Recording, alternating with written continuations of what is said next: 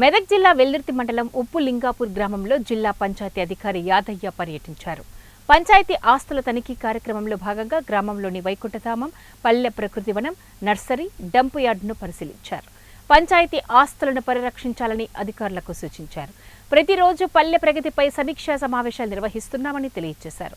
జిల్లా వ్యాప్తంగా అన్ని గ్రామ పంచాయతీలలో హరితహారం కార్యక్రమాలు నిర్వహించడంతో పాటు డంప్ యార్డ్లో చెత్త ద్వారా వర్మీ కంపోస్ట్ తయారు చేసేందుకు కృషి చేస్తున్నామని తెలిపారు.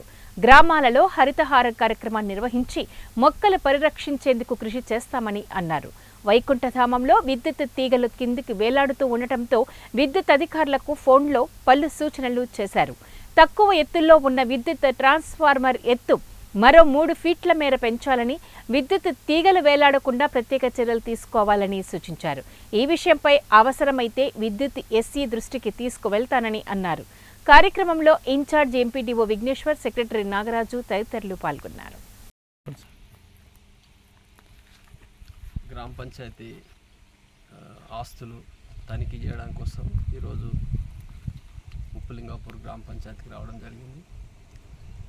ముఖ్యంగా గతంలో మనం పల్లె ప్రగతిలో భాగంగా ఏర్పాటు చేసినటువంటి వైకుంఠ ధామాలు, సెగ్రిగేషన్ షెడ్లు, నర్సరీ,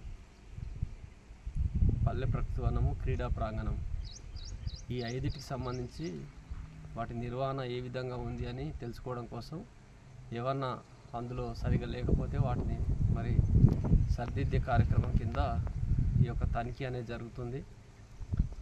జిల్లాలో డిపిఓ, డిఎల్పిఓస్, ఎంపీఓస్ అందరు కలిసి ప్రతి మండలంలోని అన్ని గ్రామ పంచాయతీలను కూడా